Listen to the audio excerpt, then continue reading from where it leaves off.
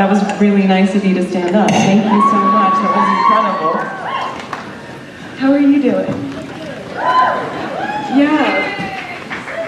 Yeah, I mean, thank you so much for coming to this. This is so wonderful of you to want to be here. I just want to thank Lana for all the work that she put into this, and we started the process not really knowing if we were going to end up with a documentary. It was just sort of like, let's film, let's see what you see. And this was completely in her hands, and I really appreciate all the hours we talked, those interviews.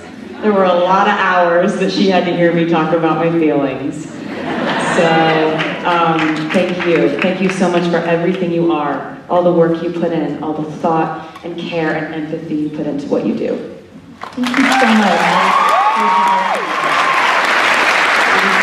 Total honor for me to get to film with you during what ended up being a really transformational chapter in your life. And I think one thing that was so surprising to me is that there are so many things that anyone can relate to. I think that we're all on social media now. We're all living publicly in some ways. We all want people to like us, and we're all more conscious than ever on whether they do or not, and you've been living this supercharged version of that. And getting to see you go away from the public eye and then come back into the public eye, having learned and grown and changed in all these ways, and then that strength giving you the chance to do something else was really amazing to get to witness. Thanks. So I've never done this before. What do we do? Do we talk, we have a conversation? I'm happy to just let you talk. I do, clearly you two have a real rapport. I'm curious, what was your first meeting like? Go for it. Well, I remember when I first heard about this potential project, I'd always admired Taylor from afar. I knew she'd written all her own songs since she was 12 years old, and I knew that she was, at the head of her music and her business, and I thought, wow, she must have gone through unimaginable levels of pressure and scrutiny to have this extraordinary 15-year career with all of that stuff.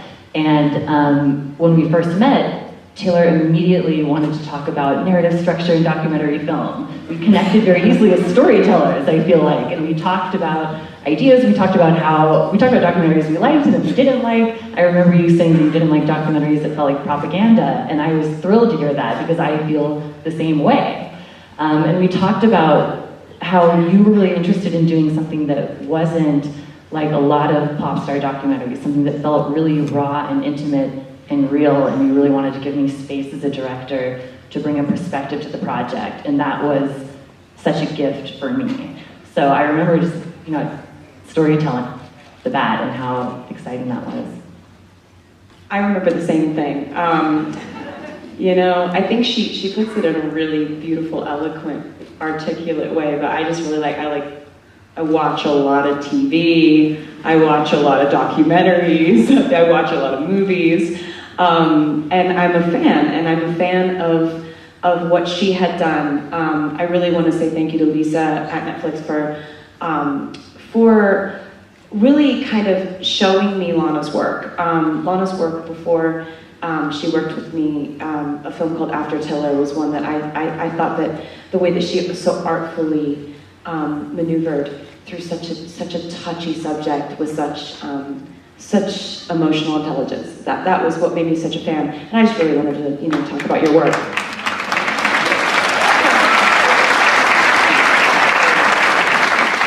I feel the same way, and in fact, when I heard that Lana was directing this film about you, I thought, what a perfect person to make this film. And I told you that when I called you. I am curious about the working relationship you guys had, and how did you negotiate that? Were there ground rules, or? I mean, there weren't really ground rules. You were very open from the beginning, and I think you see that in the film. And it was just a matter of when we could get together. But it was a lot of filming. For me, my favorite parts were probably filming you in the studio, getting to see your creative process. it's a really intimate space, and I know no one had filmed you in the studio before. So that was probably my favorite thing that we filmed. But similarly, even the interviews, when we first met, you hadn't done press, I think, for almost 3 years. So I remember it was a big deal to do that first interview. And I think that we just, had a really easy rapport and could talk a long time about anything. And it was just exciting that things actually really shifted in your life during the period of time that we were filming. I completely agree. Having someone in the studio when I'm writing is something I've never done before, because I didn't want to know if it would stop me from, feeling like I could come up with ideas and feeling like I could throw things out. And there's so much, ridiculous sounding ad-libbing that you do when you're writing songs. It's like so much of it sounds ridiculous until it sounds all right. And a lot of that time, I just always refuse to have any cameras in the studio when I'm writing, because I just feel like, what if I can't do it? And then we've wasted a day, and then I've wasted another creator's time, I've wasted a producer's time, I've wasted a co-writer's time, and I can't write if somebody's there. But I think one of the things about you is that for so much of my life, in the public eye, when I get sad or upset or humiliated or angry or go through a really horrible time, I feel people lean in with like this hunger. And you never did that to me. And that was what made me feel okay about feeling sadness, anger, humiliation around you, because I felt like when I got sad, you did too. And so it made all of that all right. It didn't make me feel like, oh, she feels like she's got a good part for her movie now. And I really want to thank you for that.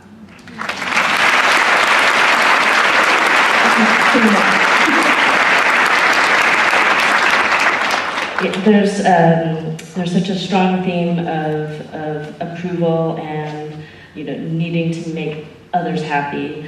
I'm wondering if you could talk more about that as one of the driving themes, and also were there certain things that you really wanted to capture thematically in this film? Well, so much stuff emerged over time. I mean, I think the theme of approval is something that so many people relate to. We all want people to like us, and I think girls, especially growing up in this culture, are taught that other people's approval is of paramount importance to their self-worth. So, the voices saying, was I nice enough? Are they mad at me? These are questions I and every woman I know ask themselves at least a dozen times every day. And, seeing you experience that, but in this international stage, but then coming to this completely new understanding of your relationship to other people's approval was really inspiring and empowering. Saying, I'm still going to be a nice person, but it's okay if people are a little uncomfortable sometimes. Felt like a really huge leap. And so, I connected a lot to that for sure. And even to the moment, the scene where you discuss with your team and family, the political endorsement, it's so powerful because of the politics, but also because it's watching you with people who love you the most in the world say, I love you, you're looking out for my best interests, but I to disagree and do things my own way. That's a moment that so many of us experience in our lives at one point or another, and I thought it was so powerful as this coming-of-age event and the profound ending of this multi-layered process you went through to lead you to that decision. I really don't think I could say anything better than, so if she did, she'll answer something, I'm just like, yeah. Exactly. But that scene is it's such a crucial part of the film, and I think that it's so incredibly moving. I'm wondering, like, how do you feel at this point watching that in this film? I remember feeling like, my dad has always just been so terrified about my safety since I was a kid. That's always been it. The fact that my job entails standing on a stage and you know, there are so many threats we get on a daily basis that nobody ever knows about, and we try to keep that stuff under wraps as much as possible, but my dad is the one who has to see it. And so for him, it was all about like, what does this do? What could happen to you if you say this? If you say this, am I potentially, is my daughter in danger? And is this the moment when I should have stopped it from happening? I think my parents, you know, I had been speaking to my mom so much about it, and you know, she went through the trial with me in Denver, which was, you know, a really horrible experience to have. And I had all the privilege in the world and you know, financial support and the ability to pay for a brilliant lawyer. And that is, you know, I won that trial, but without all that, I don't know what would have happened. So it taught me so much, and it was the women in my life who were there every single day going into court.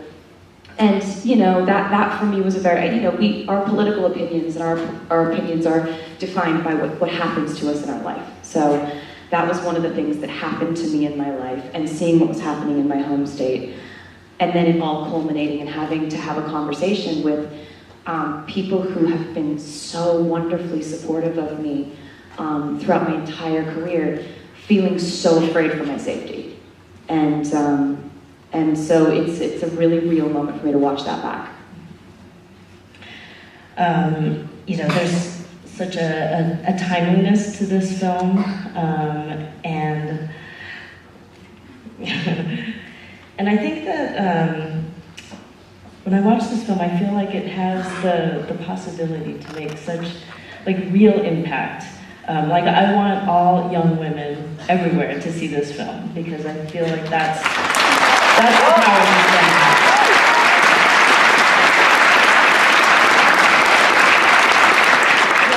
It's you. I mean, I want to thank Taylor again, because it takes a lot of bravery to do this. This isn't something you had to do. You've dealt with more public scrutiny than almost any private individual. This is not something you had to do, and it takes a lot of courage, and I think it's because you understood the comfort and the inspiration that it would bring to people, especially young women. So it's just really bold of you to be willing to make this kind of film with me. So I really want to thank you for that.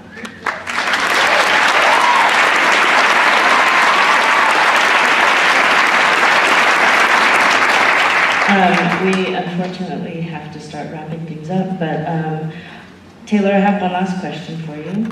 I'm a notorious cat lady, as I know you are. So of course I want to know where Meredith, Olivia, and Benjamin are at this very moment, while the world premiere of your film is happening.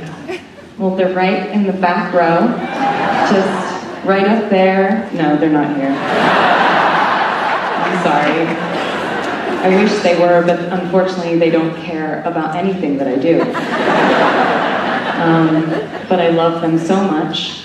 You know, Detective Olivia Benson, and Dr. Meredith Grey, and Benjamin Button, the loves of my life. Thank you for asking about them. I will tell them they will not care, but I do. Thank you so much. Thank you so much for being here.